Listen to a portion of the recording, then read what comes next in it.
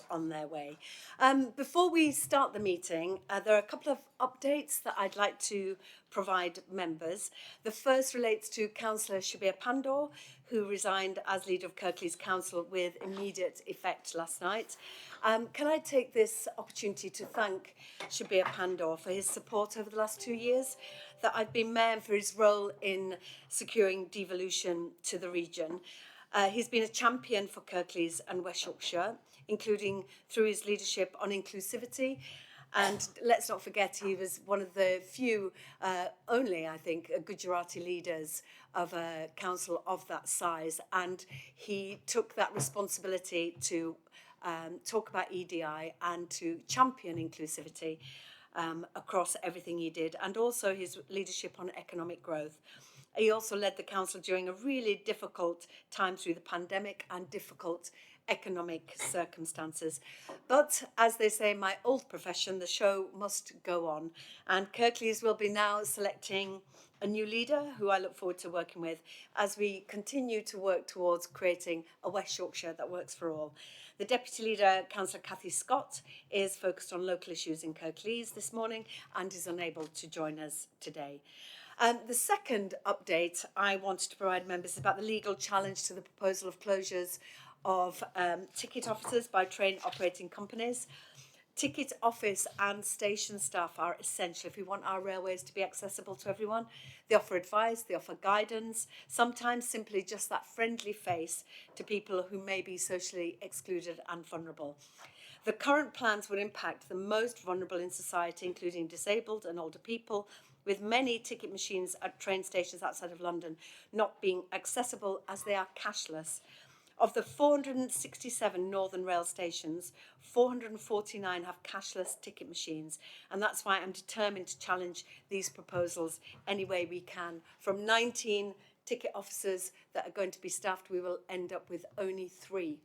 That will be Huddersfield, Bradford and Leeds. The combined authority members were kept informed of the decision taken under delegated authority by Ben Still, our chief exec, but I want to take the opportunity to put this on record. We've joined with other mayoral combined authorities in Greater Manchester, Liverpool City Region, South Yorkshire and Cambridge and Peterborough to challenge the lawfulness of consultations on ticket office closures. On the advice of King's Counsel, we've written a pre-election protocol letter to 7 train operating companies, including TransPennine Express, Northern Trains Limited and LNER, setting out our belief that this type of consultation that they are using is inappropriate for changes of this scale and sets out further course of legal action if the consultation is not halted. We have seen an extension of the consultation to September, but that is not what we're looking for. This consultation should be scrapped. The Rail Delivery Group, on behalf of the train operators companies, announced that extension to the 1st of September. It's unclear whether this extension will allow for the proper legal process we think the operators should have followed to take place. So, of course, we're waiting for further details. We're yet to receive a substantive response from the train operating companies to our pre-action letter. We've been told to expect this early August. Obviously, we'll need to see their full response before deciding whether to pursue the next steps of the legal challenge alongside other mayoral combined authorities. And as ever, I will keep CA members informed of the next steps between meetings. Okie doke, let's move on to the meeting itself. So, Ian, can you confirm any apologies, please? Yeah, so we have apologies from Councillor Jeffrey and Councillor Holdsworth. Councillor Galton is attending for Councillor Holdsworth, and I believe we are expecting Councillor Morley, who is not here yet. We've also had apologies from Councillor Pandor, Councillor Scott and Mandy Ridyard. Thank you so much, Ian. May I also take this opportunity, please, to welcome Felix Kumi Ampofo, our new Director of Inclusive Economy, Skills and Culture. And it's your first CA meeting, so you are very, very welcome. And everybody, be kind to Felix. It's his first meeting. So thank you so much. And we waited a long time for you, but I'm so delighted you're now in post. Thank you. So item 2, declarations of interest. Do any members have any interest they wish to declare in any item going forward? No, thank you. Item 3, exclusion of press and public. I've not been made aware there are any exempt items today. Item 4, minutes of 22nd of June 2023. Any comments or questions on those minutes? We're happy to confirm they're an accurate record. Thank you. Super. Moving on to item 5. This report notes the revisions made to the West Yorkshire investment strategy through the annual review process, and that's attached to Appendix 1. The investment strategy is one of our key documents that helps us prioritise our investments. It's important that this document continues to reflect the current economic climate and align with our new plans. So the documents reflect the missions in our newly published West Yorkshire Plan 2040 and continue to provide us with flexibility to invest well in those things that will help us drive forward our economy.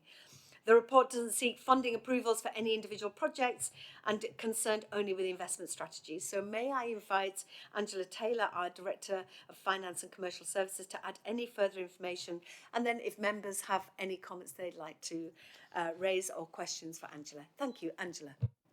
Thank you, Mayor. Yes, a very thorough introduction there to it. As you said, this is something we've had in place since 2021. It has been updated once before, so you're seeing it again on a further occasion. It has had some minor updates to reflect on the changes in the last year, so it's refreshed and updated to recognise some of the changes in year, to broaden out a little bit some of the investment strategy, some of the investment priority definitions, to ensure that we're able to respond to the issues that have been being considered by the Combined Authority over the last year. So paragraph 210 onwards summarises those changes. There is a bit more of an emphasis on equity, diversity and inclusion, including a new focus on ensuring that there's an equality impact assessment at the first stage of the assurance framework for any projects coming through to us. Paragraph 217 summarises the investment priorities as they now sit, and as the Mayor explained, we're not looking to allocate funding at this stage. That's a separate process, but this is just about ensuring everybody is comfortable with the 6 investment priorities which have been agreed originally by this committee, recognising the Mayor's priorities and the priorities of our local partners. Probably leave it there. If there are any questions, so the changes are marked up in the appendix for you to see, but happy to take any questions. Thank you. Thank you so much, Angela. And I'm also pleased to see the focus on health outcomes. Health inequality is too wide across West Yorkshire, and working with our inclusivity champion as well, we're hoping to tackle that as much as we can through investments, skills, jobs and training and so on. So any comments? Yes, Councillor Lamb and then Councillor Galton. Yeah, thank you for the introduction, Chair. I'd like some reassurance and comments about how we make sure the voice of children are captured through these. As someone who's chaired scrutiny in Leeds for quite a few years, it's important. It adds value and colour and richness to the decision making. There's nothing specific in here, but perhaps if it could be addressed through the equality impact assessment and make sure we're actually really focusing on capturing the voice of children as part of the decision making. Thank you so much. Great suggestion. Let's take that away. Councillor Galton. Thanks, Mayor. 2 things. I'm really concerned that as a board we're here to make sure that we're reviewing and making sure that policies are offered rigour in our assessment of them. So it concerns me when the messaging gets changed to something which I find is difficult to measure. So we were building a better West Yorkshire before, which I think a lot of people can associate with making sure that we're delivering on housing and physical infrastructure. The new catchline is a brighter West Yorkshire that works for all. And I'm just wondering how we tangibly measure brightness when we're measuring our success in delivering that as a priority for West Yorkshire. Because I'm having difficulty myself thinking about how that's done.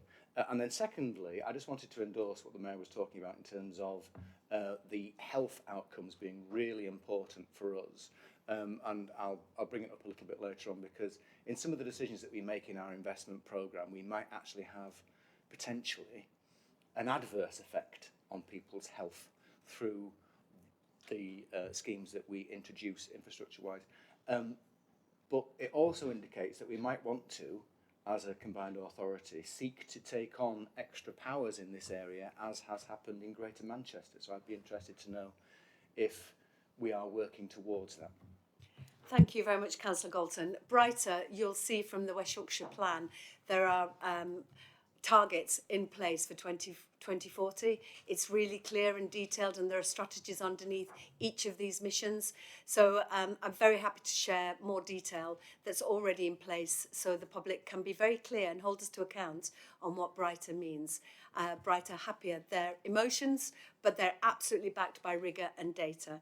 And when it comes to adverse impact on health, nobody wants to do that. If you have examples of where you feel that's going to happen, please do raise those with me. And regarding deeper devolution, we are currently not asking government for health devolution. We have our bid to be a trailblazer. We are working in lockstep as leaders across the region, and the single funding settlement is absolutely our priority, because that's where we're going to make a difference. I don't know if Angela or Alan would like to pick up any of those points. No? Lovely, thank you. So are we happy to approve the revisions to the West Yorkshire Investment Plan? Lovely, thank you. Let's move on to the UK Shared Prosperity Fund. Item 6 on the agenda. This provides a further update on the progress made on implementing West Yorkshire UK SPF local investment plans since the spring, and this includes core SPF, multiply programme. You'll know that's about maths, and it has been a challenge, and the rural fund. As I say, multiply has been a top-down programme directly from the Treasury. We know the intentions are good. Obviously, we want our citizens to be more numerate, but the design and the management of the programme has been poor from the outset. Despite this, we've been successful in improving 2,000 people's maths skills across the region, but sadly we've had to return some funding back to the Treasury, despite repeated requests to allow us to roll over funding and to work with MPs to get them to support us in a letter, and still government have asked for it back. We want to improve the skills of the people of West Yorkshire. We know how to do it. Give us better timescales and we can deliver. The government was slow to get funding to us, and the management is exactly the sort of vital control that we need to move away from. We'll strive to make a success of the programme in the coming years and remain committed to developing new and innovative solutions to address this long-standing challenge of mastering maths. This paper also seeks authorisation for the Chief Executive to progress work undertaken on the final UK SPF Pillar 3, which is long awaited to support people and skills in West Yorkshire. It seeks approval of the themed areas for investment, so officers can finalise an invitation to bid to be published by the end of September in consultation with myself and the chair of the Employment and Skills Committee.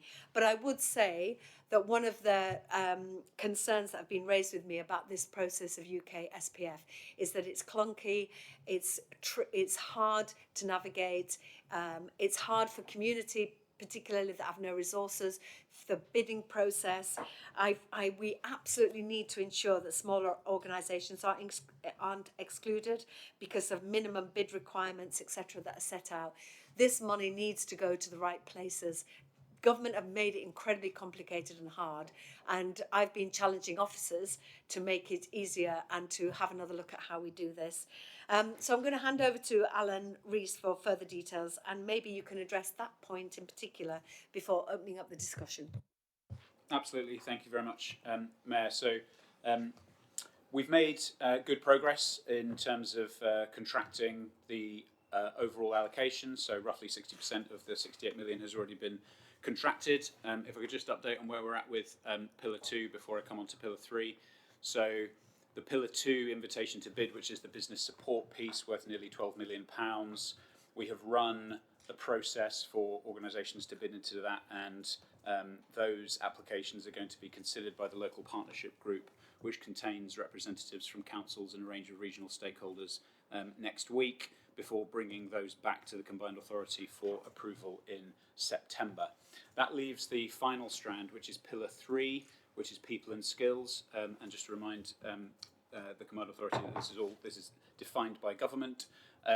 So we have the Combined Authority has previously agreed that we would allocate £14 million to the people and skills call, and the government, under the rules of UK SPF, previously have required that we can only allocate money to that pillar for 1 year for 24-25, which of course creates some delivery challenges, because we will be seeking to contract with a range of providers and for them to then deliver in a 12-month period. So we are working hard to get in place that bidding process so that we're able to contract with the providers in good time for them to start delivery next April. So what's proposed, and this has all been discussed with the Employment and Skills Committee and aligned with both the investment priorities that are set out within the investment strategy and with our overall employment and skills programmes, is for that skills money to be allocated firstly towards Employment West Yorkshire, which is a programme that's already underway, working with through the 5 councils.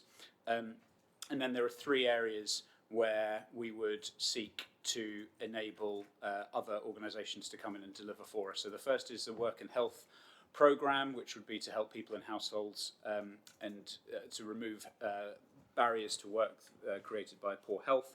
The second is the Community Grants programme, which would be to support those furthest from the labour market, and I'll just come back to that point in a moment to address the question the Mayor raised. And the third is on youth unemployment, which will be to secure a provider who can help work with partners to support our work with the Department for Work and Pensions for youth hubs across West Yorkshire. And as I say, there is a significant delivery challenge with this, given that we only have 12 months, and that relates to the point the Mayor raised about the constraints that are placed on us by government with this fund. So there are some challenges which we are in discussion with government on about this, and are also working through solutions with officers across the region. In terms of the question about the accessibility of the fund to smaller organisations, absolutely this is a challenge which we recognise, and I'm just going to say a few words about how we're dealing with it. So we're trying to strike a balance here between the delivery of larger regional programmes and supported by a number of smaller local programmes. And in particular, it's worth reminding the Combined Authority that nearly half of UK SPF has been allocated to each of the 5 local authorities to run hyper-local programmes. And there are significant opportunities in that funding for small local community groups to access money. That said, there is less under UK SPF than there used to be under ESIF, and there are some difficult choices to be made. So there are opportunities for smaller organisations in the Communities in Place pillar, which is run by the 5 local authorities. In terms of the People and Skills pillar, we're seeking overall agreement today to the shape of those 4 areas that I described earlier. It's worth mentioning the Community Grants pillar, £4 million, where our approach to that would not be for the Combined Authority to run the bidding process, but for us to contract with a grant provider who would then run it for us. And the kind of the rules around that, including the minimum amounts, have not been nailed down.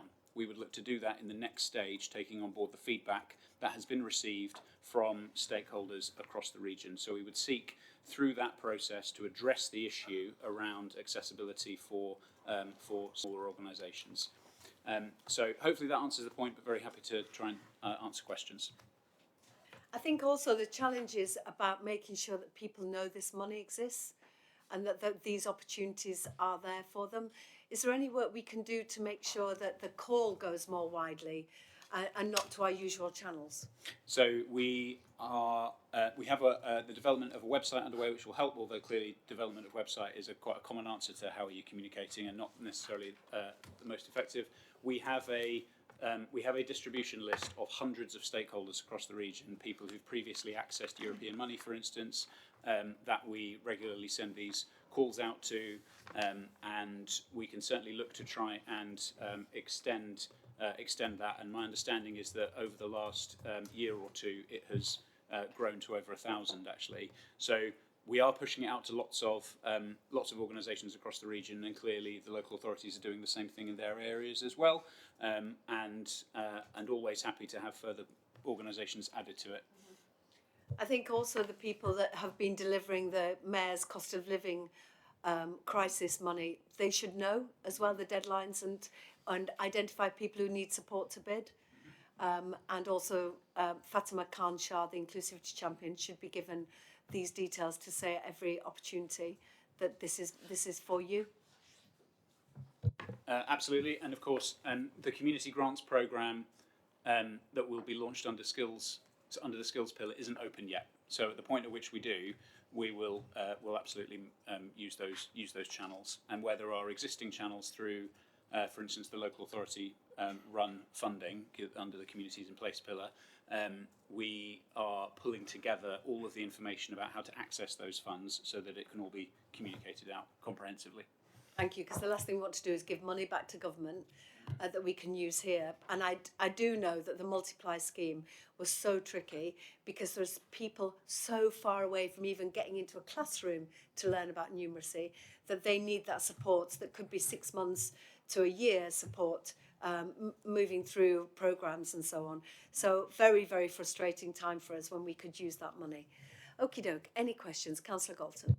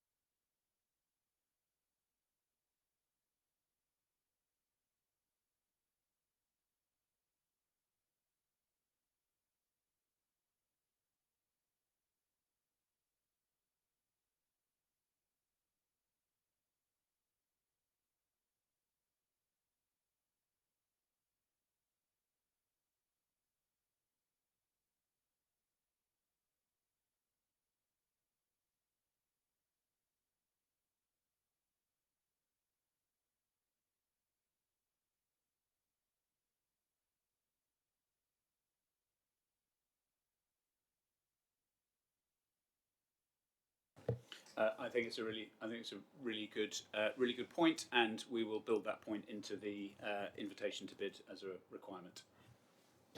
But certainly, a lot of, well, as you know, our focus is absolutely on those areas of furthest away from opportunity, getting support to access opportunity. So that's why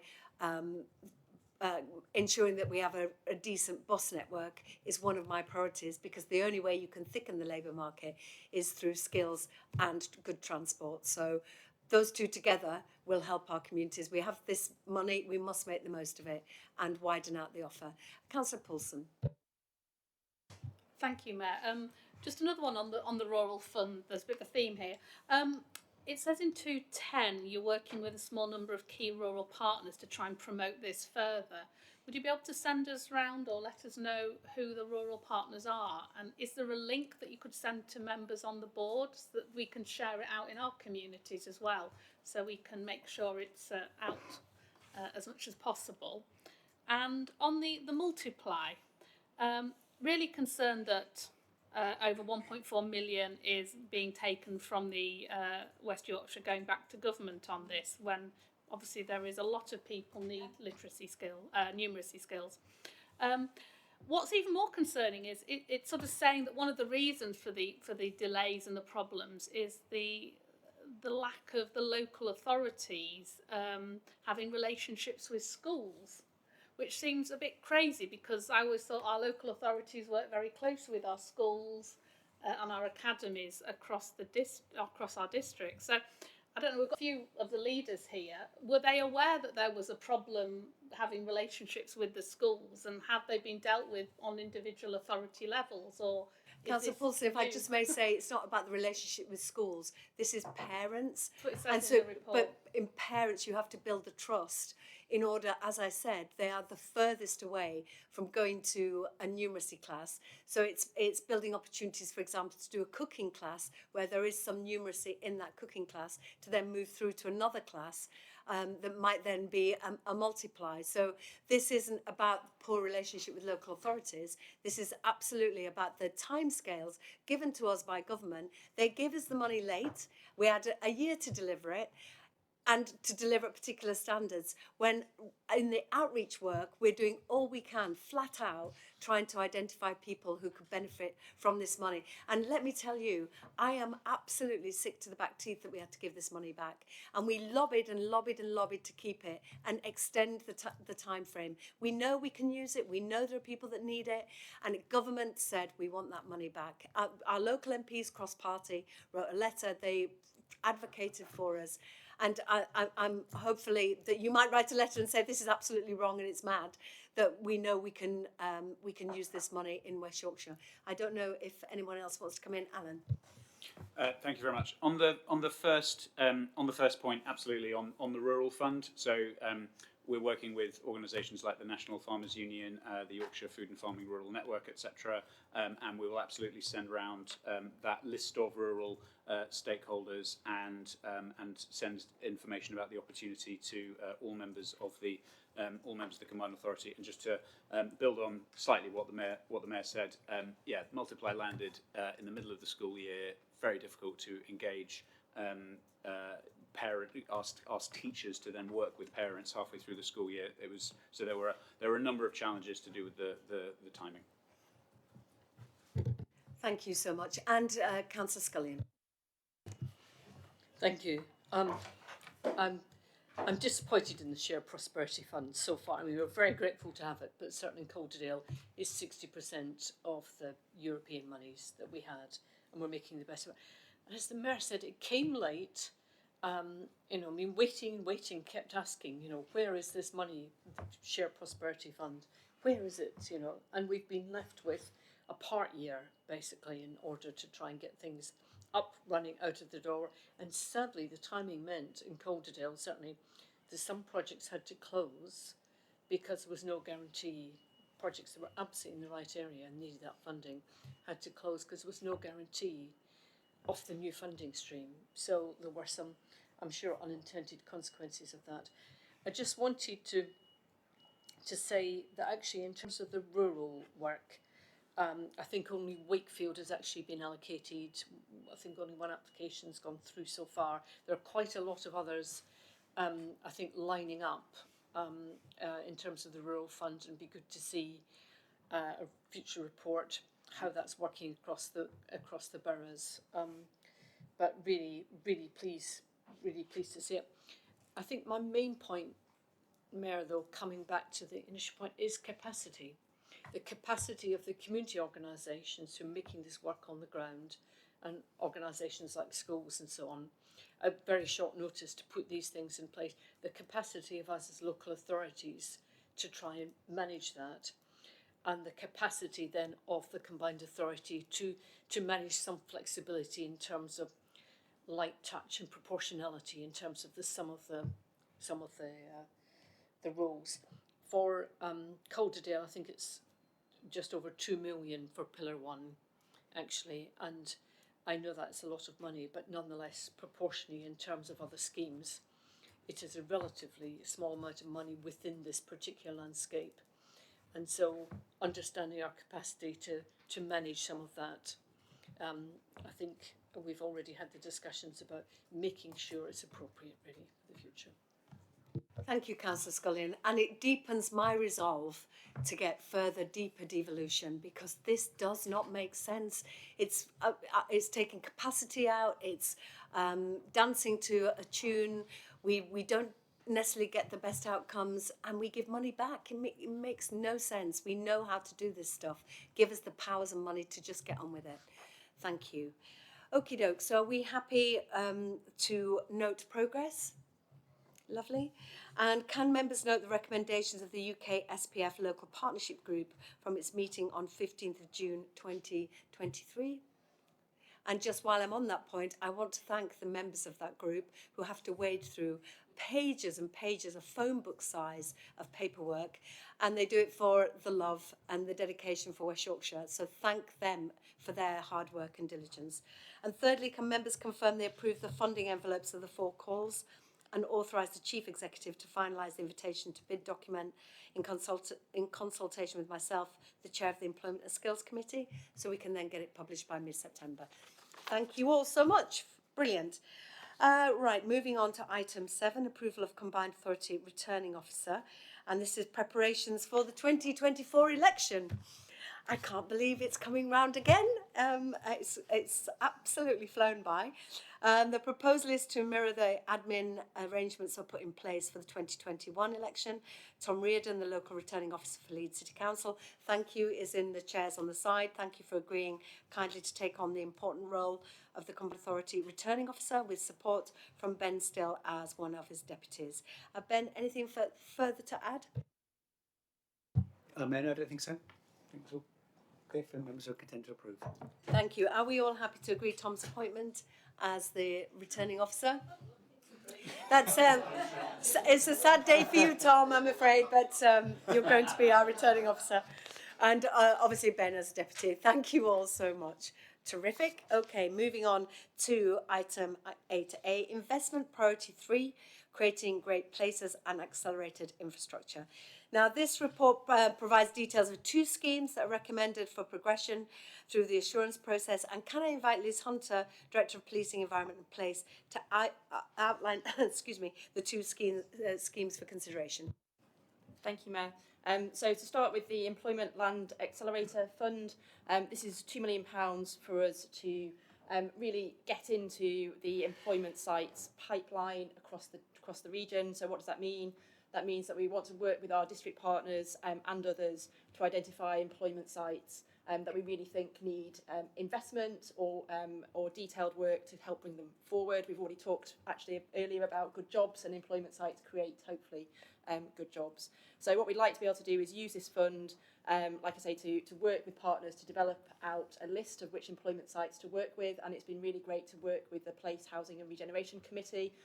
They provided input into the criteria for that, so we're using that to determine the sites, and then we'll also use the funding to do things like feasibility studies, site assessments, master planning, kind of market analysis, to really help think about what the sites need to bring them forward, hopefully for the private sector to invest in, or at least for them to be ready if there's any other funding which might be needed to help bring them forward. That's the Employment Land Accelerator Fund. The second scheme, also in this paper, is the Langthwaite Enterprise Zone in Wakefield. And what we're seeking for your agreement today is funding to basically enable us to bring forward that site. So it's a site that the Combined Authority already owns, and the money that we are looking for your approval today would help us to buy the land, to build the road and do the site remediation, to then enable us to continue to progress that site thereafter. Thank you, Mayor. Thank you. Any comments? Councillor Lamb, Councillor Galton. Yeah, thank you, Mayor. On the first item, on the economic case, it says the scheme is expected to deliver good value for money, which is excellent, but how is it going to do that, and what are we measuring? Thank you. Liz. Great, thank you. It's quite difficult to look at the early stages of site development. You're right, and particularly when we're not giving you a list of what those sites are. I think what we're looking and have based the assessment on is thinking about evaluation of other things that we've done.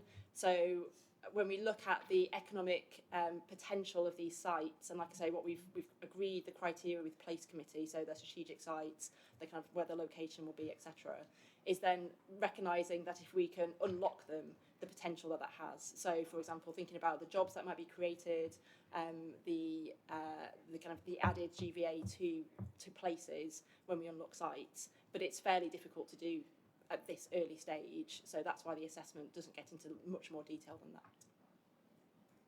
Thank you. Councillor Lamb. Yeah, thank you, Mayor.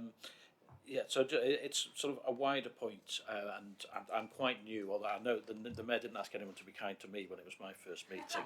But the wider point is when do these things come back to the board so we can measure success to see what's going well and we should do more of and what's not going well, because there's an awful lot of money being handed out here for some very good projects and good outcomes hopefully. But surely one of our duties is to make sure it's actually delivering, and when we say it's going to be good value for money, that we measure and challenge whether it was or not, and we should do more of it. Liz. Yeah, really good point. So we've had something similar on housing. So we've had a housing revenue fund. We're just doing the evaluation of that at the moment. So we'll then bring the results of that and we'll look to do something similar with this fund so that we can measure it. It is something new that we're doing as a combined authority. So some of this is to test it and trial it and see. And then, as you rightly say, whether it's something that you want us to continue with or not will depend on that evaluation. So happy to bring that back, Mayor. Thank you. Ben. Councillor Lamb, just to kind of add to Liz's answer, in the papers for each project and programme that's taken forward, and I'm just looking at page 99 of the pack, there's what's called an assurance pathway, and that tells you what the proposal is for how the project gets taken through and the accountability and the decision making for that project. So if at any point you want something to come back to the combined authority, the point is to challenge that element there, because that's where the delegations are made to committees or to officers that mean it wouldn't come back to the combined authority unless it exceeded certain tolerances. Hope that helps. Thank you. Always brilliant on the technicalities. Very helpful. Thank you. Councillor Galton. Thanks, Mayor. I'm interested in the criteria that you were talking about that the subcommittee had put together, because the priority is called creating great places and accelerated infrastructure. And I just want to make sure, given the one distinct scheme which is highlighted here is predicated on actually being owned by the combined authority, and I assume is one which is going to be fed by people arriving to work in a car as opposed to by public transport. Is the criteria actually associated with particular places, or is it just associated with an asset management exercise whereby local councils identify the bits of spare land they have and then hope that through investment jobs might be created, as opposed to people being encouraged to live and work in a particular community? And therefore, are small-scale accelerator projects going to be introduced, and how do places, i.e. communities, get to put their hand up and say, oh, we'd like you to consider a scheme that we've thought up, as opposed to council economic development officers? Well, Liz, that's quite a question. It's maybe a bit more theoretical and potentially needs a longer answer than a committee about place and sense of belonging and ownership of investments and so on. I hope that you could be reassured that the Place Committee are absolutely focused on not just job creation, but making sure that places are great places to be, to start a business, to raise a family. But Liz, I don't know if you want to come in on any of that. Thank you. So the Place Committee have looked at the criteria and they are interested in our spatial priority areas, which is something that the Combined Authority has agreed at previous meetings.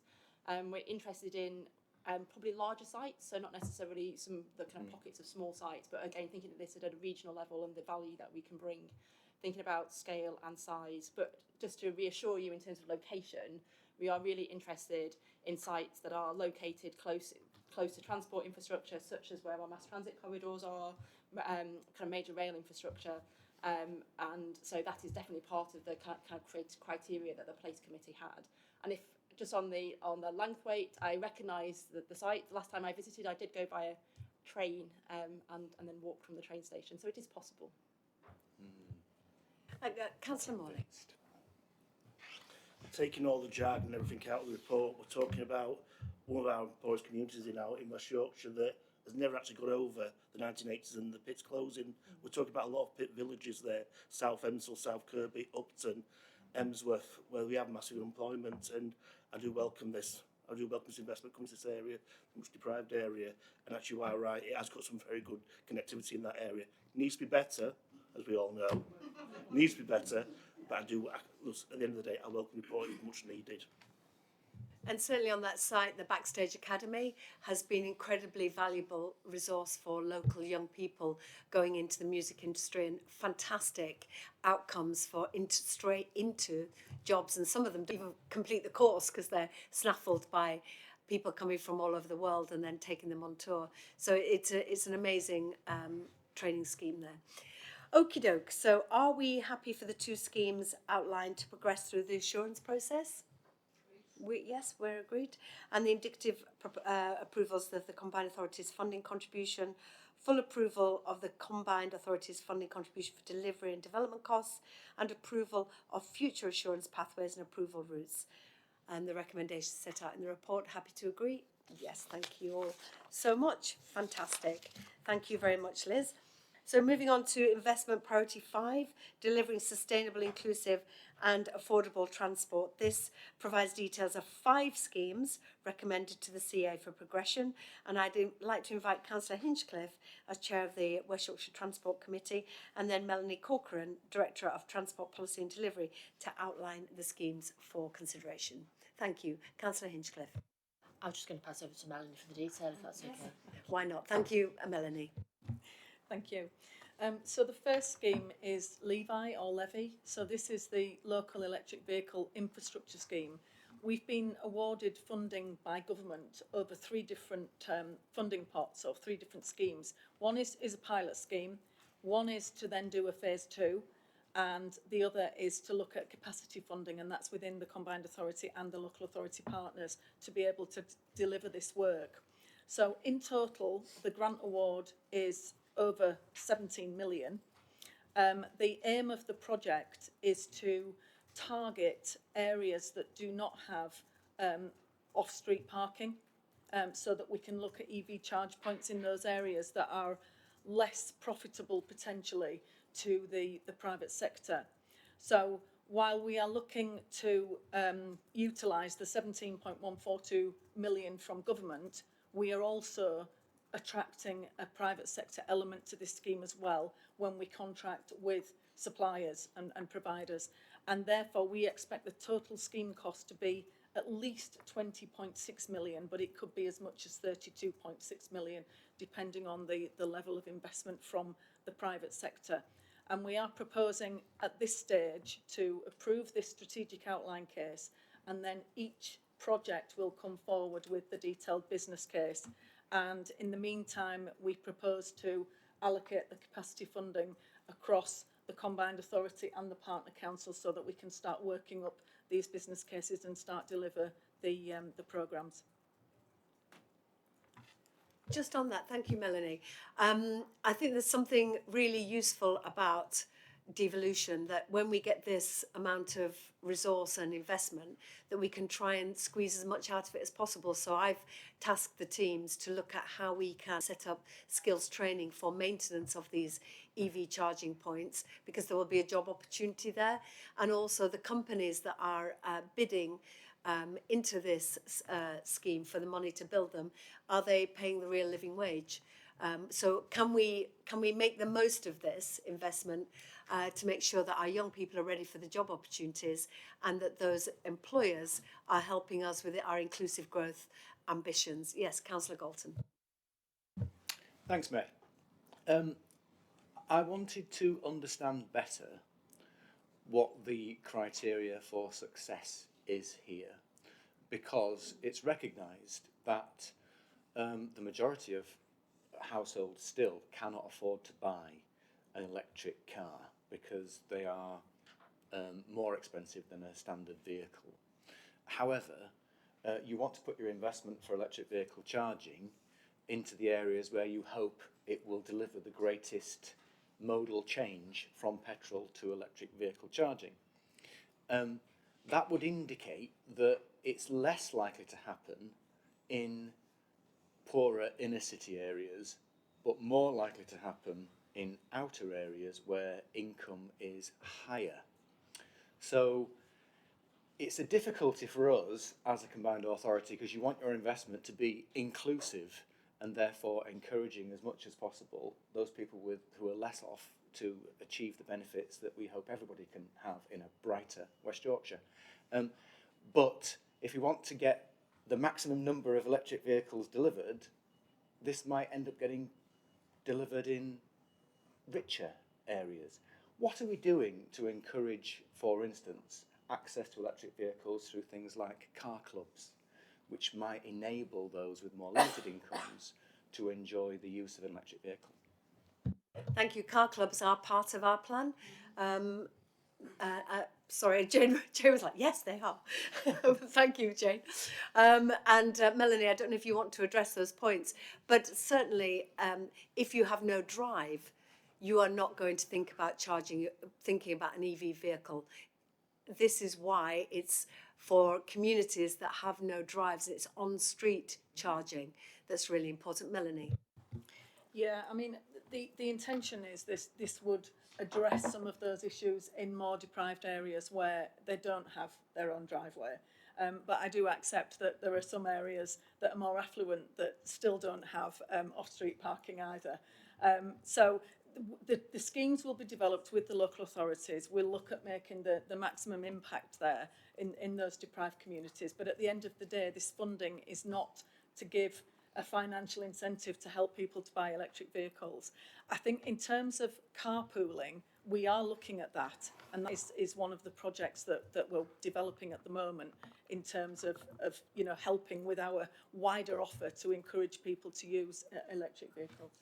Thank you. And let's not forget, government have also they're going to be banning petrol vehicles by 2030. So we've got to make sure that all communities are ready for the change. Councillor Morley. Yeah, I think it's about putting some future-proofing in there that we always complain about, that we don't want to put the infrastructure in place to start with. And that's, to me, this is what we're doing. We have massive areas in Wakefield, Castleford, Stanley, Outwood that don't have any off-street parking. So I really do welcome this, quite truthful, that we're getting the funding there before we're going to lose the petrol and diesel cars. And it's just for clarification, it is the sale of petrol cars from 2040. From 2030. From 2030. Sorry, I need my glasses to read at that distance. Sorry, Councillor Paulson, and then Councillor Galton and Councillor Lamb. Thank you. Just a few bits. Do we have a bit of a starting point, or are we working with the local authorities on the numbers here? You know, the ballpark, the number of residents or properties that don't have off-street drives, etc., that they could install chargers on, so we know where we're starting from. And is some of the funding going to be looking at different ways to actually bring it in, different pilot schemes? I've seen, obviously, at local government conference and things, different organisations with very different solutions to this. Because I know a lot of people talk about street lights and we'll just plug them all into street lights. Well, you know, if you've only got 2 street lights in a very long street, it's just not going to work for everybody, that. So are we looking at different solutions and maybe piloting this as part of the funding?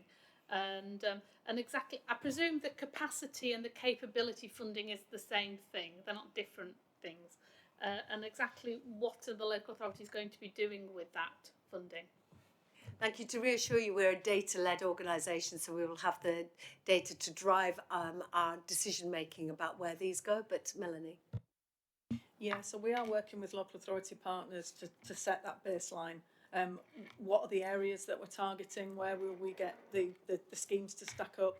And we have £1.5 million that's been awarded as pilot funding to look at different ways of doing this. So we will utilise that before we start the phase 2 schemes and look at the results of that. So it's very important. Thank you. Yeah. So Councillor Lamb. Thank you, Mayor. Yeah, I feel there's a lack of detail in that. I think that the aim and objective, the money is welcome, the goal is welcome, but it's just understanding how this is compatible with other strategies and priorities. So, for example, in city centres, we're trying to discourage people from using cars at all. are we going to be targeting those localities? How does this work in places where there are conservation areas, heritage assets? Does it apply where there are unadopted highways? And that's the barrier for people to be able to use electric vehicles. That's quite a common thing around West Yorkshire. I'm not. I think the aim and the amount of money potentially is enormous. But I'm just not really clear what the strategic objective is and how we make sure it's compatible with our other conflicting priorities. Thank you, Melanie. Yeah, so in terms of the strategic overview, we are currently revising the local transport plan, which will set out the higher level strategy and looking at all of those levers around electric vehicles, around parking, all of that. So that is coming. We are currently waiting for government guidance to be issued so that we can then produce our local transport plan. So there is definitely that strategic overview. In terms of the detail, this is what we call a strategic outline business case. So it is high level by its nature. This was what was put together to release the funding from government. We've then been able to do the initial assessment on that strategic level. But what we're proposing here is that then each of the business cases that comes forward for each of the projects within this programme comes forward with more detail. So there will be more detail that comes along. Thank you so much. Brilliant. Councillor Galton. Yes, thanks, Chair. The question is being asked now because you're setting the criteria for how you're going out to the private sector. I'm assuming the private sector would want to invest in a street where they might potentially get 5 customers as opposed to 1 customer. So therefore, if we're not enabling people to access electric vehicles in poorer areas through things like car sharing, then those streets aren't going to end up getting chosen, or they are going to get chosen, but the infrastructure isn't going to match the demand. And we need to think about what is our role in West Yorkshire in creating a market whereby the price of electric vehicles reduces because we enable the demand to go up. And that might mean that the street with 5 potential customers needs to be prioritised in the first instance to enable the price to come down for people in other areas to access those vehicles as well. So I just think it's very interesting, given our inclusive commitment, that we look at that and recognise that as we make decisions. Thank you for that comment. Appreciate it. Ben. It's only to come back, if I may, to Councillor Paulson's earlier question, because I don't think the paper, as it stands, does include the context of how many charging points we feel are needed across the whole of West Yorkshire, and indeed considerations around the grid's ability to supply electricity to those areas where it's needed. So I'll ask Melanie through this comment to just provide a bit of a note round so that we can provide that context, because I know it does exist, and indeed Transport for the North have done some work across the whole of the North mapping EV requirements. And the challenge is there, can the grid cope? Well, we need to understand a little bit more about that, don't we? Okie doke, so are we happy to approve the 5 schemes outlined above through the assurance process? We are agreed. Great stuff. Thank you so much, Melanie. Moving on. That was just Levi, was it? Sorry, apologies. Let's approve Levi. We've nodded, yeah. That was quite swift, wasn't it, that item? Melanie, on to the next item. Yeah, okay, so the next one is the Highways Asset Management and Enhancement Programme. We've also linked in with that the off-highway walking and cycling network, and there's also a further government award that includes Pothole Actions Fund. So we've tied all that together. This is a 5-year programme that is primarily funded through CRSTS, which is the Sustainable Transport Settlement. And this is for funding for the rest of year 2, which is this current year, and year 3. And the types of interventions that you will see are set out in paragraph 4.50. So and there's outputs there at 4.49. So it's things like carriageway improvements, footway improvements, highways drainage improvements, street furniture, off-highways walking and cycling, and street lighting improvements. So the things that you would expect to see as part of the highways maintenance block previously, which is now part of that new transport settlement. So we're proposing that the funding, that we enter into funding agreements as identified in the recommendations section with each of the 5 local authorities to deliver these activities. Thank you, and I know that it's very much needed from all our local authorities. Potholes is a recurring issue for so many of our citizens. Yes, Councillor Galton. Thanks, Chair. It's a very quick one. In terms of our modelling that we discuss with the different constituent authorities, how much do we take into consideration parking and the dangers of pavement parking in terms of schemes which come forward? Because in an era where we're encouraging people to leave their car at home as much as possible so they can access cycling or walking or public transport, we need to ensure that our streets have the capacity to deliver the level of parking which that requires. So is that something that we're encouraging local authorities to come forward with? Melanie. I think in the interventions that we're delivering in the other funding programmes, like the Transforming Cities Fund, the Transport Fund and the new schemes within CRSTS, we would be looking to do that within those schemes. So you create a better environment upon that straight or along that corridor. This is primarily aimed at highways maintenance. So this isn't particularly addressing that issue, but we would expect to see that coming through in new scheme design. So it is tackled, but in a different way. Councillor Lamb. Thank you, Mayor. More money for highways is always welcome, and highways improvement. My question is, do we have the capacity to deliver the improvements? And my fear is we end up doing this instead of doing something that was going to be done. When I talk to our highways officers in Leeds, where they're 18 years behind schedule on highways maintenance, they tell me money is not the issue, capacity is the issue, and you could give them all the money to fix all the roads, that 18 years wouldn't come down very quickly because they don't have the people, the resources to actually deliver. So it's great that we've got more money going in. What is the actual impact going to be? And are we going to find that schemes that were going to happen are now delayed because these get prioritised instead? We absolutely need to focus on skills as well. That's why skills, further devolution on skills is a priority. Melanie. Yeah, so my understanding is we don't have capacity issues with delivering the highways maintenance. We do potentially have capacity issues in designing new schemes and then bidding for new funding and delivering some of those schemes. But as far as I'm aware, the capacity issues are not part of the highways maintenance work, that we have separate teams that within our local authorities that will lead on this. Thank you, Ben. It was only to respond to Councillor Galton's point about pavement parking. So you're probably aware that the government has recently run a consultation on pavement parking, and I guess we wait to see what they're going to say, because it is a tricky issue that because of the variety of road spaces, the variety of pavements, etc. Thank you, appreciated. On that point there, can I ask, has the combined authority taken a position on whether you'd like to have pavement parking outlawed for our area as it is in London? Well, you'll know how nuanced it is in some communities where you can't get the bus through unless somebody goes on the pavement. It doesn't work. So I think we're not going to take a position. We're going to wait for government and see what they say, and then deal with each community as it comes up. I guess I was going to give a more cautious answer in that I'll just check whether we did respond to the consultation or not. I don't recall a response, primarily because we're not the Highway Authority, but we'll just check with our teams. Okie dokie, thank you. So moving on to Safer Roads, I'm really pleased that this is on the agenda. This Vision Zero has been a priority for me to try and lower the numbers of seriously injured and deaths on our roads. This investment will make a difference, hopefully. Melanie.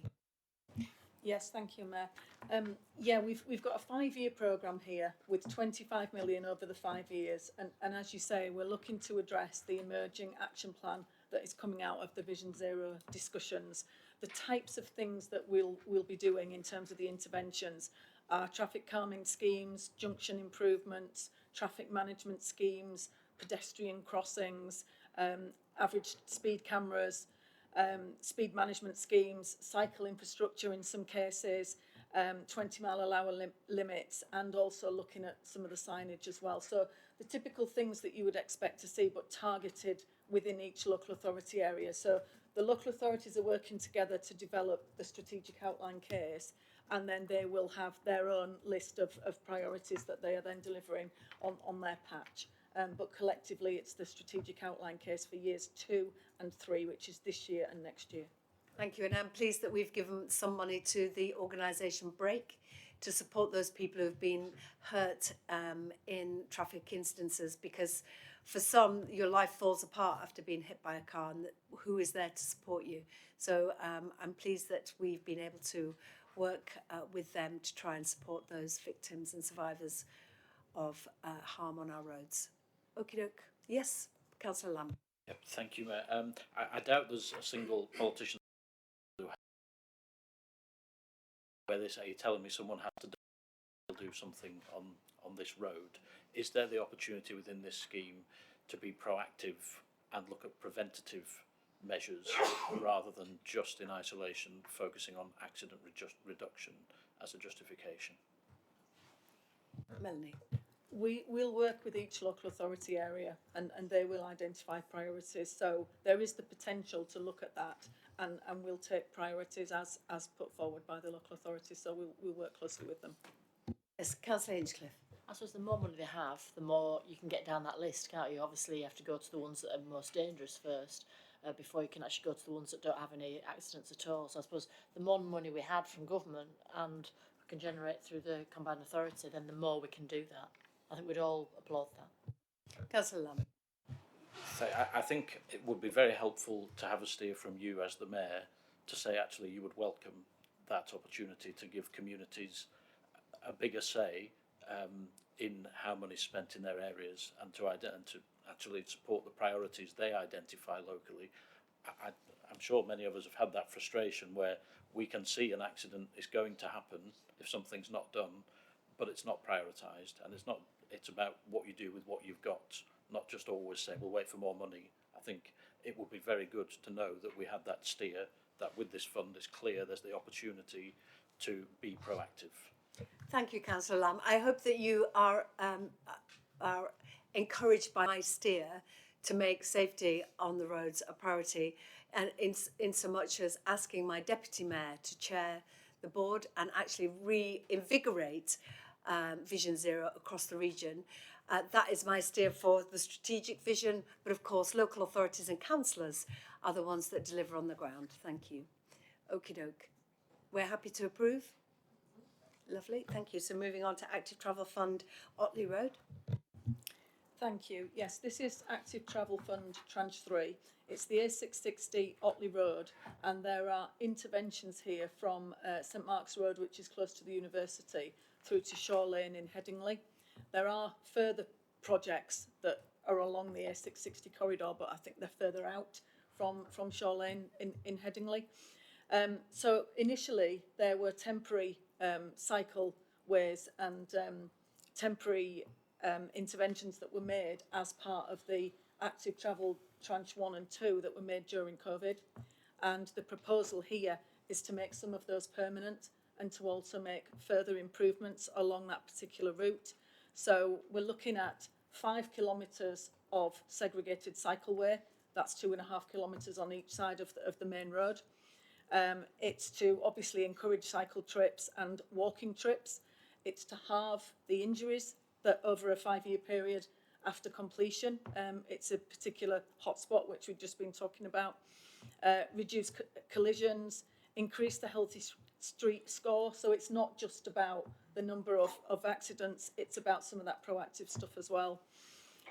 5 major intersection changes that design out conflict between general traffic and vulnerable road users will be looked at. Additional pedestrian crossings, 22 side road treatments that give priority to pedestrians and cyclists. So quite intensive activity along that stretch to promote cycling and walking and to encourage people to use the bus. So there'll be the removing of some bus stops and consolidation of others so that it makes it easier for people to get on the bus when there's a cycle track there as well. Thank you. Yes, Councillor Gold. Thanks, Chair. Can I refer members to page 156 4.104, which is to do with the appraisal summary. It's a very, very heavy paragraph, which I had great difficulty understanding. And it's basically saying, well, our methodology is a bit outdated, and we don't know that the benefits that we hope to get will actually be got, but actually we think they probably will be, which is not entirely reassuring, especially given that this has been a very controversial proposal. It represents something like 2/3 of Leeds' entire spending on active travel infrastructure, and it's also associated with another very controversial scheme further up the same transport corridor. And there are some assumptions made around safety, and I'm referring back to my earlier statement, Mayor, around I hope we don't ultimately affect people's health inadvertently through trying to improve the infrastructure we put in. So, for instance, there's big concerns around the cyclists being segregated from motor traffic, which makes the cyclists safer. However, at many points where bus stops are, the cyclists are then mingled with pedestrians. And with all of the problems that we've had very recently around e-bikes and safety, there is a potential here that we will be putting off pedestrians from actually walking down that transport corridor. And so in enabling cyclists, we might be disabling another section of the active travel community.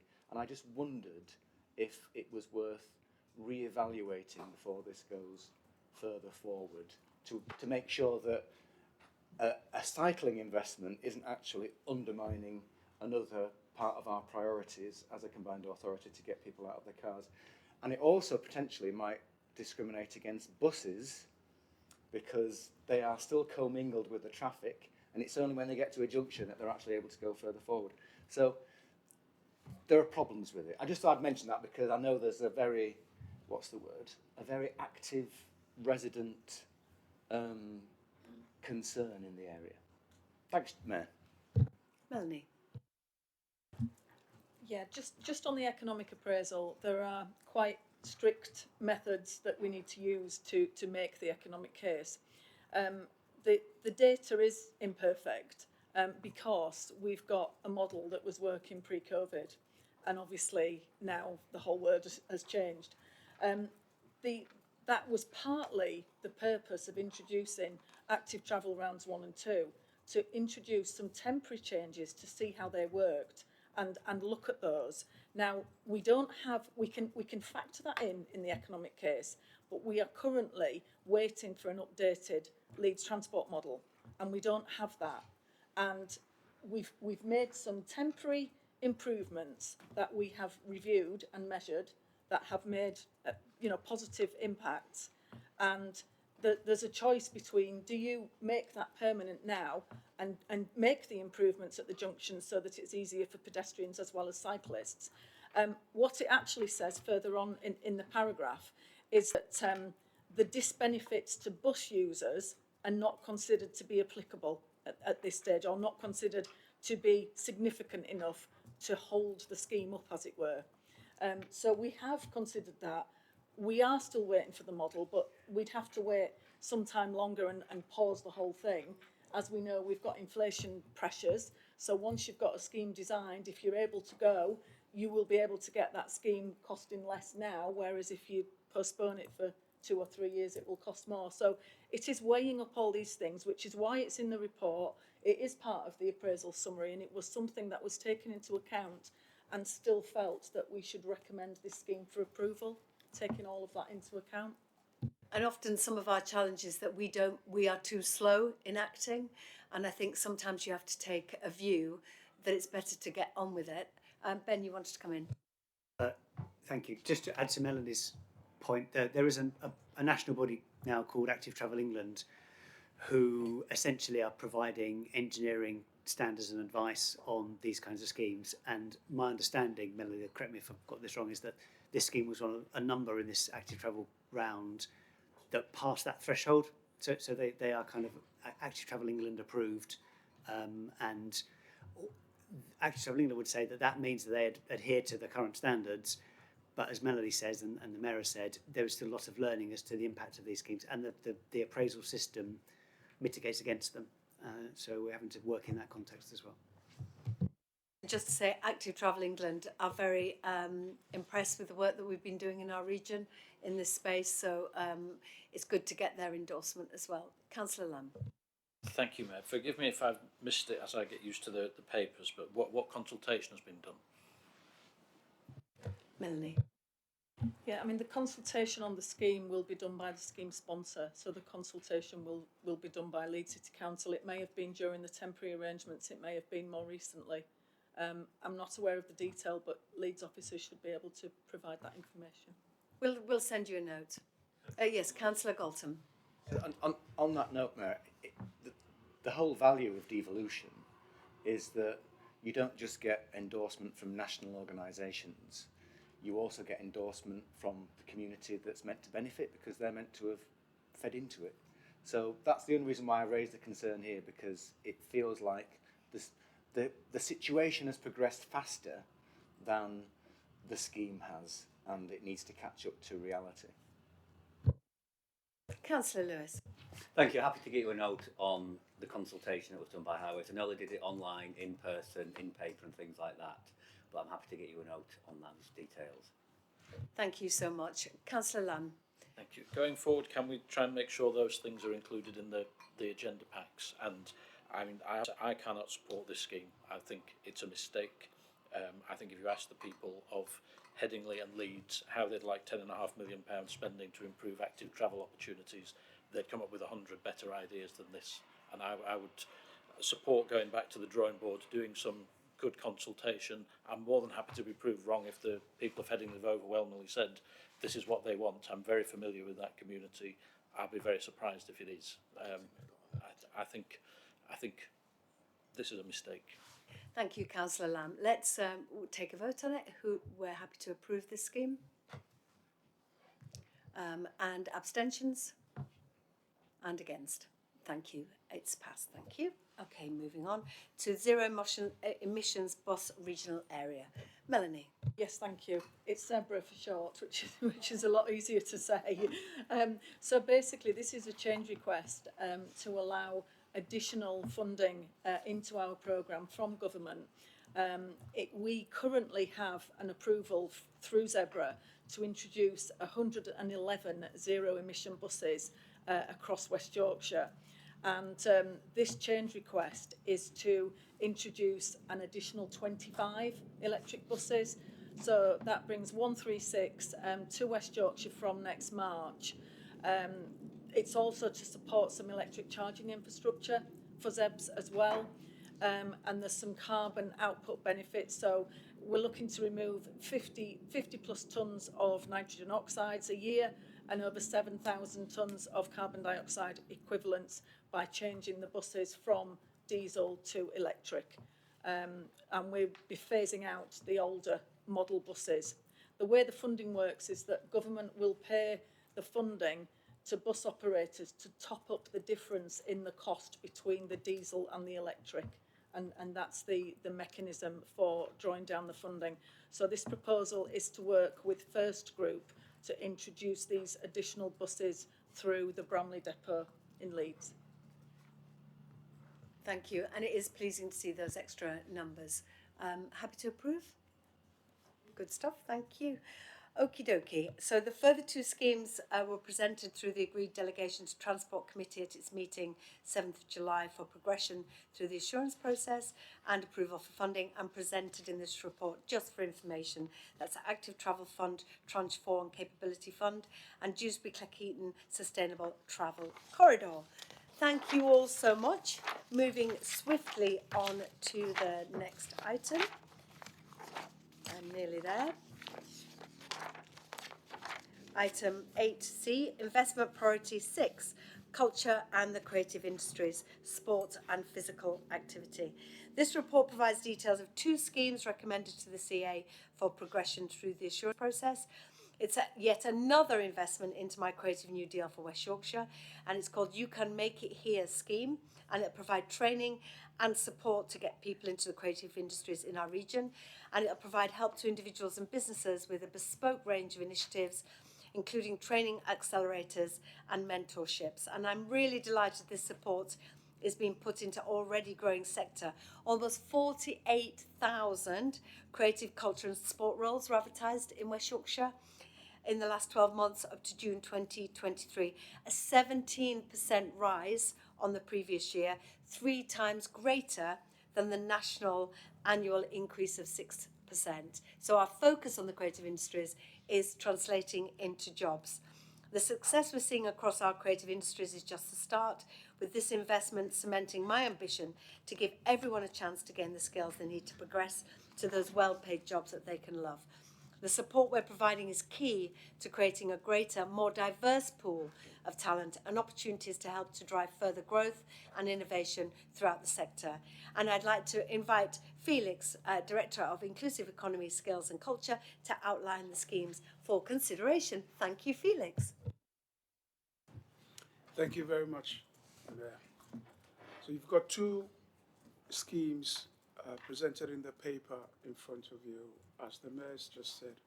The first one refers to Bradford City of Culture 2025, seeking some funding from the Combined Authority to do 2 things, really. The first is to support the development of the business case, which will then come back, and it's at that point that we will know how much funding is required from the Combined Authority and other partners to make this happen. So some of this funding will go towards the development of the business case that our partners in Bradford will be leading. The second part of this will be to build capacity ahead of the Year of Culture. This capacity funding, and board members today have spoken a fair bit about how important it is to build capacity. Among some of our key partners will focus on small charitable and community organizations to ensure they have the capacity to play a full part and to contribute to City of Culture 2025. So that is what this first funding application is focusing on. Thank you, Felix. We'll just take that one there. And brilliant news for Bradford City of Culture with the money that they recently announced from DCMS and Heritage Funds and so on. So great fundraisers you've got in the team. So congratulations. And as Felix said, this will unlock the next phase. Yes, Councillor Galton. Thanks, Mayor. As you will appreciate, the performing arts is a specialist, and other artistic areas is a specialist area, and artistes travel. And when we're looking at things like City of Culture and Capital of Culture and whatever, you find that they also have specialists which travel from one festival to the next.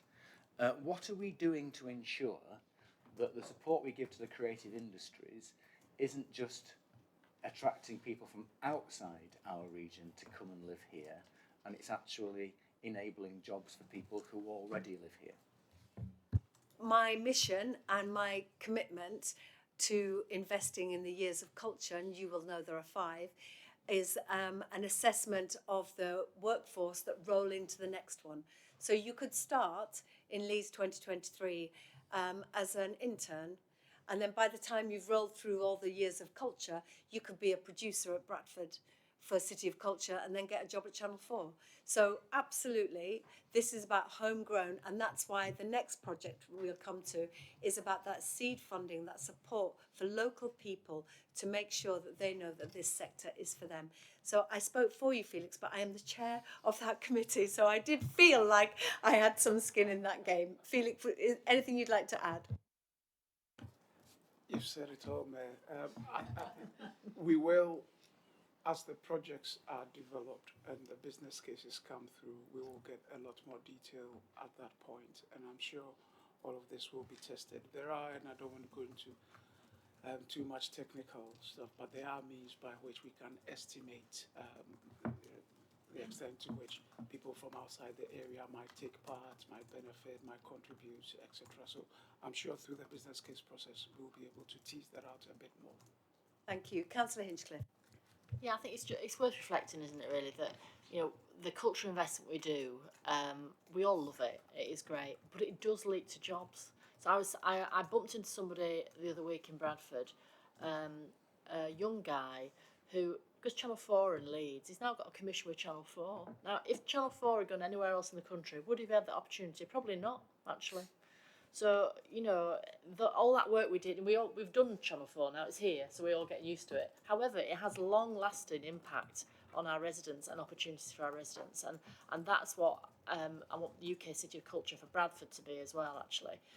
Providing real opportunities for our residents, on their doorstep opportunities, and obviously for the wider West Yorkshire as well. And I think, you know, it's going to be a really fantastic year of celebration and opportunity, particularly for our young people in Bradford, so we're really looking forward to it. It is an incredibly good news story today, those numbers about the employment being 3 times more than anywhere else in the country. Councillor Poulsen. Thank you. I'm sure this is something Councillor Hinchcliffe and I actually agree on, on the City of Culture. But just on the grant funding, just some clarification. Will the grant funding be decided by the combined authority, or is it going to BD25 to add into their pot for the existing grants that are being looked at? Felix.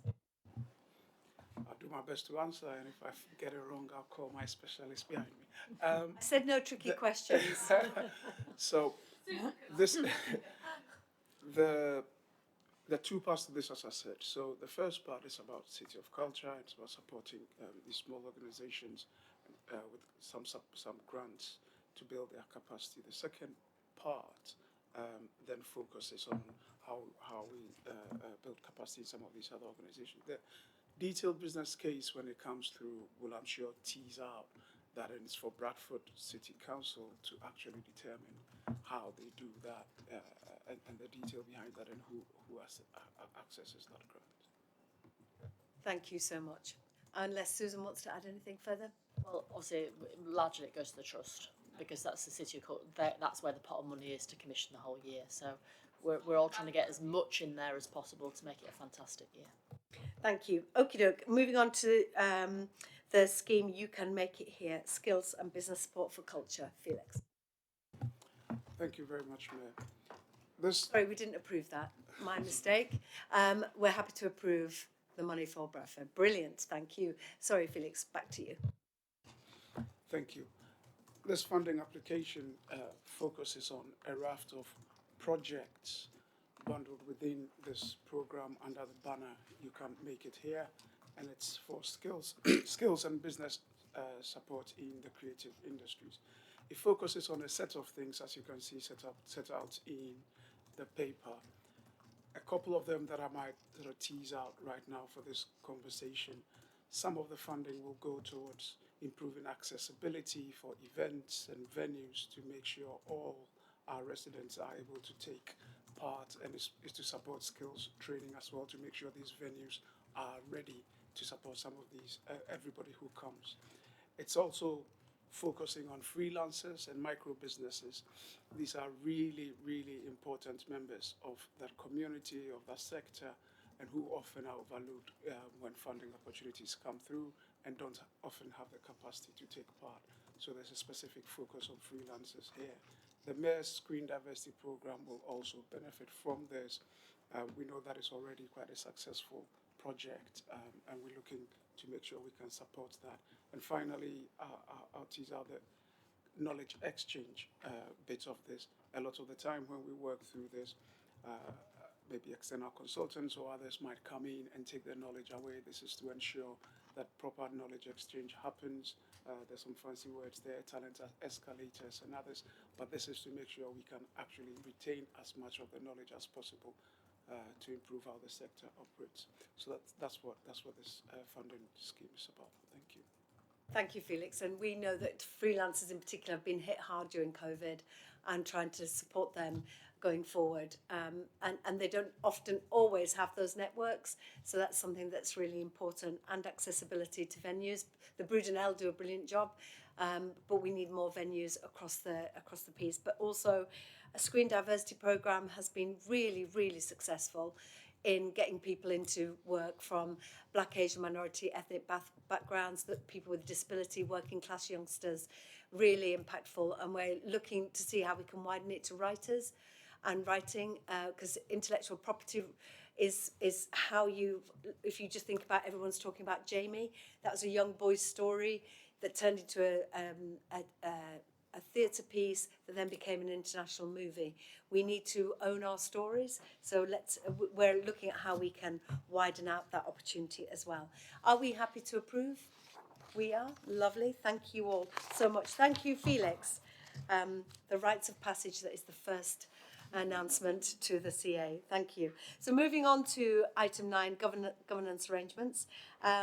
So this provides members with an update on the process to seek new private sector members for the LEP board. These appointments form part of the process to integrate the LEP into the CA and maintain that strong public-private sector partnership we've developed. At the June LEP board meeting, the board had several private sector member vacancies, so a recruitment campaign started, and we were looking for individuals particularly who'd reflect the diverse communities, businesses and geography of West Yorkshire, and I'm delighted that the appointments we're recommending cement the diversity of the board, of the private sector member boards. We've got 10 women and 3 men. And the appointments panel met with candidates last week and proposed the following appointments to the LEP board, subject to completion of reference checks. Erin Holt, who works for Holson Limited, based in Kirklees. Annette Joseph, MBE, who works for Diverse and Equal, based in Leeds. Jane Atkinson, CBE, who works for Infinium UK Limited, based in Wakefield. Lisa Johnson, who works for Starship Technologies, based in Leeds. Natalie Sykes, who works for James Wilby, based in Wakefield. Sharon Matthews, who works for AI Tech Limited, based in Leeds. And in addition, there are 3 existing private sector members who've successfully applied to be members of the LEP board. The first is Farah Butt, an existing private sector member of the business committee. A furniture manufacturer, Nikki Chance-Thompson, who is currently a co-opted member of the board and is made permanent. You'll know Nikki from the Peace Hall. And Asma Iqbal, brilliant lawyer, who currently is a co-opted member of the board, also made permanent, and is our inclusivity champion on the board. Can I ask Ben to add any further info and helpful maybe going forward about the business advisor? A bit more of an update. Mayor, thank you. So the only thing I would add is that if there was any lack of, to just make it absolutely clear, so the Mayor is making these appointments as on a delegation from the previous meeting of the Local Enterprise Partnership back in June. So the names that the Mayor has read out, they were fully expecting that this morning, so there's no surprises with those individuals, and that now brings the private sector contingent of the LEP board up to full strength, and we'll be looking to seek a meeting of those members later in the summer, so they can begin to understand their role. The process, you'll be aware there's a parallel process in terms of the Mayor's business advisor, who's also the LEP chair. That process is still live, and we'll report back on further details on that. As I have been doing, keeping you in touch through email correspondence to all CA members, and we'll continue to do that through the summer. Thank you. Thank you, and it was very reassuring and uplifting to see that so many business leaders want to be part of the journey for the Combined Authority and want to use their experience to add value and to give something back. So it was really great to see, and we have a fantastic it isn't a LEP anymore, is it? We're struggling with the business committee or an opportunity board, or it needs a new title, I think. But I'm really pleased to see that diversity as well. And we are happy to note and approve. Great stuff. Thank you very much. Okie doke. So we have the minutes for information. You have them in the pack. Thank you, everyone, for attending today. Can I wish you all a restful, peaceful summer, because it's going to be quite interesting when we get back from September. Potentially, obviously, my election, maybe a general election next year, and going to the next steps for bus franchising, mass transit, etc. It's going to be a really exciting place to live. Thank you all for coming, and the next meeting is 7th of September 2023. Thank you.